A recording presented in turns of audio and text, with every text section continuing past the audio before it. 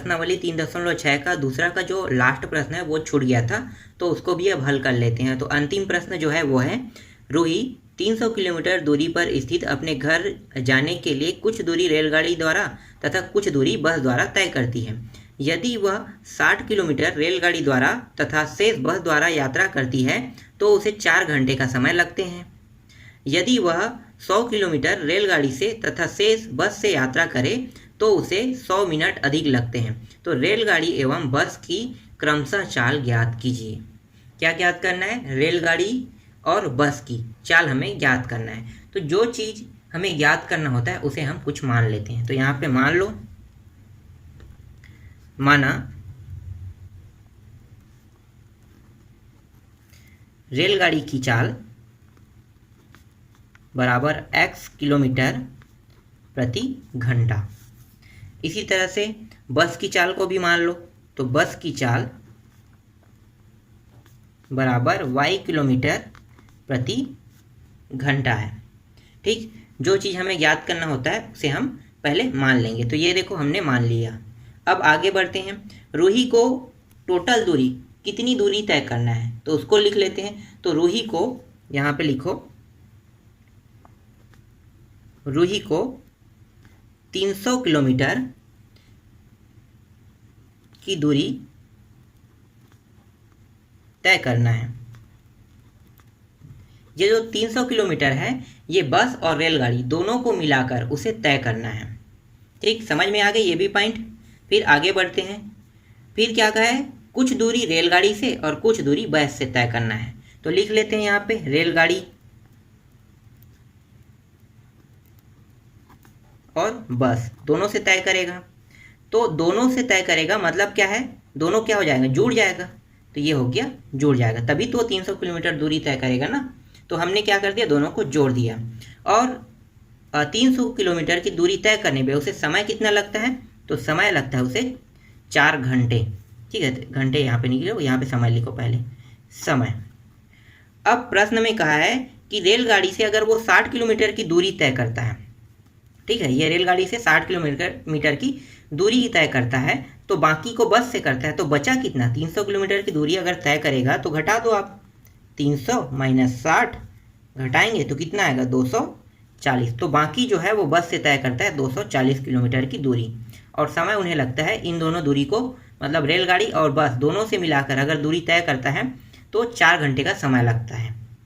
ठीक, यहाँ से हमें एक समीकरण प्राप्त हो जाएगा। फिर आगे फिर पढ़ते हैं प्रश्नों को। तो प्रश्न में फिर कहा है कि 100 किलोमीटर अगर रेलगाड़ी से इस बार तय कर रहा है, ठीक है, ये 100 किलोमीटर, तो वो बस से कितने किलोमीटर की दूरी तय करेगा? तो घटा दो, फिर 300 में 100 को घटाएंगे तो प्राप्त हो जाएगा 200। तो 200 किलोमीटर की दूरी बस से तय करता है। और इस बार उसे 4 घंटे में, ठीक है, इस बार उसे 10 मिनट अधिक समय लगता है। मतलब क्या है? 4 घंटे तो लग ही रहा है लेकिन 10 मिनट अधिक लग रहा है। तो हम क्या करेंगे? 4 घंटे में 10 मिनट को प्लस कर लेंगे। ये मिनट में है, ठीक है, इंपॉर्टेंट रखना, ये मिनट है, ये घंटा है। तो 4 घंटे में 10 मिनट, तो इसको भी क्या करेंगे? मिनट को घंटा बनाएंगे। तो कैसे बनाओगे? तो यहाँ पे देखो 100 और ये 200 जैसा रहेगा वैसा रखेंगे। ये हो गया 4 और ये 10/60। 1 घंटे में कितने मिनट होता है? 60 मिनट होता है ना। तो 10/60 कर देंगे तो ये क्या हो जाएगा? घंटा बन जाएगा। ये दोनों कट गया, कितना आया? 1/6। यहाँ पे कुछ नहीं, मतलब क्या है? 1 है। इन दोनों को हल कर दो तो ये कितना हो गया? 6 चौक 24 और 1 और ये नीचे में 6 आ गया। ये हो गया 100 और ये हो गया 200।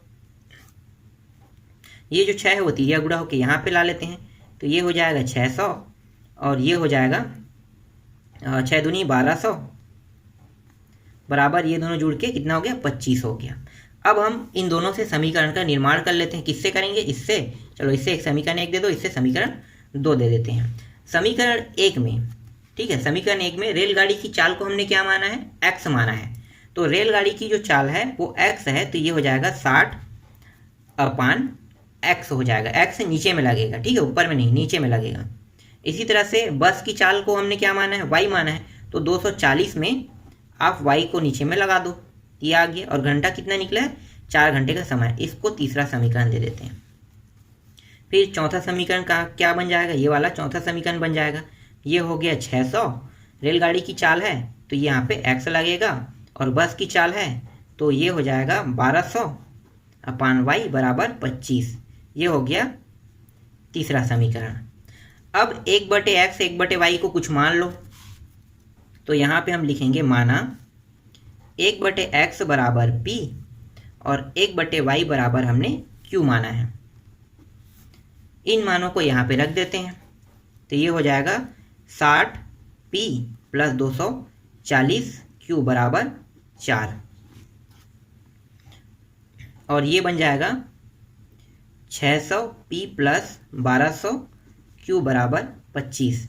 इसको हम समीकरण, ये 4 है, इसको हम समीकरण 5 और इसको हम समीकरण 6 मान लेते हैं। ठीक है, जितना भी आप समीकरण मानना चाहो मान सकते हो, किसी प्रकार की कोई रोक टोक नहीं है। ठीक है, बस प्रश्न हल होना चाहिए। तो इम्पॉर्टेंट जो समीकरण है वो क्या है, ये वाला इम्पॉर्टेंट समीकरण है। अगर इससे पहले वाले में अगर समीकरण नहीं भी मानोगे तो कोई दिक्कत नहीं, लेकिन इसको आपको समीकरण मानना ही पड़ेगा। क्यों? क्योंकि इसी को ही हमें हल करना है, इसीलिए हमें इसे समीकरण मानना ही पड़ेगा। चलो अब आगे हल करते हैं।